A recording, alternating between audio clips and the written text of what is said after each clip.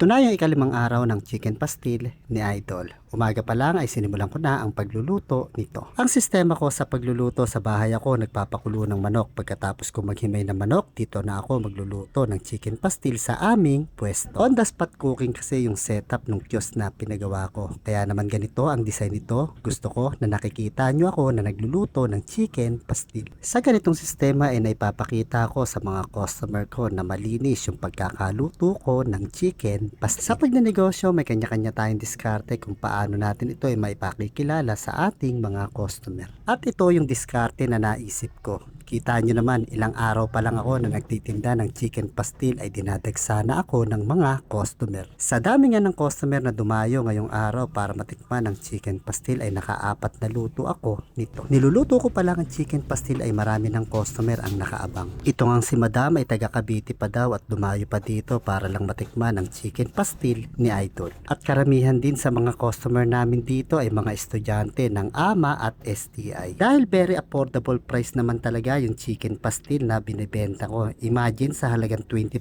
pesos ay makakakain ka na nito at siguradong mabubusog ka sa dami ng serving namin nito. Kahit nga bata ay napapadayo dito dahil gusto rin nilang matikman ang luto ko na chicken pastil. Sa mga oras nga nito ay biglang umulan. Pero kahit masama ang panahon ay hindi nagpapigil yung aming mga customer. Kaya nagpatuloy lang ako sa pagluluto ng chicken pastil kapag nauubusan kami. Kahit papano ay unti-unti na rin naman ako nakakapag-adjust sa preparation namin. Kaya kahit marami yung customer namin ay nabebentahan namin sila ng chicken pastil. Hindi tulad nung unang mga araw ay nauubusan pa kami. Kaya kapag merong customer na gustong bumili, nahihiya ako dahil wala na akong maibenta sa kanila. Ganun lang talaga sa una, pero habang tumatagal ay unti-unti rin nakakabisado yung sistema. Kaya kung susubok ka rin na pumasok sa pagnenegosyo, mag-expect ka na hindi ito madali. Dahil kailangan na aralin mo munang mabuti yung sistema. Dahil kapag hindi mo ito ginawa, siguradong hindi ka tatagal at madali kang susuko. Kailangan mo lang maging masaya at samahan ng pagmamahal yung negosyo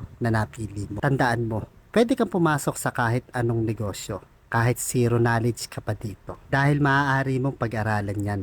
Tulad ko, na walang alam sa pagluluto ng chicken pastil, gumugol ako na mahabang oras at panahon sa pag-aaral ng recipe nito. Nang matutunan ko, ito na yung resulta. Mga customer na nagbabalikan dahil nagustuhan nila yung lasa ng luto ko na chicken pastil. Malalim na yung gabi pero marami pa rin yung customer na dumadayo dito. Bawat isa sa kanila ay nagiging sulit yung dayo. Yung iba, nakakadalawang order. Yung iba naman ay nag-uuwi pa ng take out. Napakasarap pakinggan sa tenga na merong mga customer na lumalapit sa akin para lamang sabihin na nagustuhan nila yung lasa ng luto ko. Lahat tayo may kanya-kanya ng panlasa at hindi ko rin naman masasabi na lahat ng dumayo dito ay nagustuhan yung lasa ng chicken pastil na luto ko. Pasensya na kayo mga idol dahil hanggang dun lang ang kinaya ko. Sa mga customer namin na nagustuhan naman yung lasa ng luto ko ng chicken pastil, maraming salamat po sa pagdayo nyo sa aking pwesto. Asahan nyo na sa bawat dayo nyo dito ay makakakain kayo ng quality na pagkain sa murang halaga. Kaya kung hindi mo pa natitikman ang chicken pastil ni Idol ay pasyalan mo na ang pwesto ko.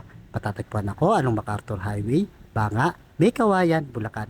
Malapit lang ako sa Pure Gold, May Kawayan. Katabi ko lang ang simbahan ng Banga. Kita-kits tayo sa chicken pastil ni Idol.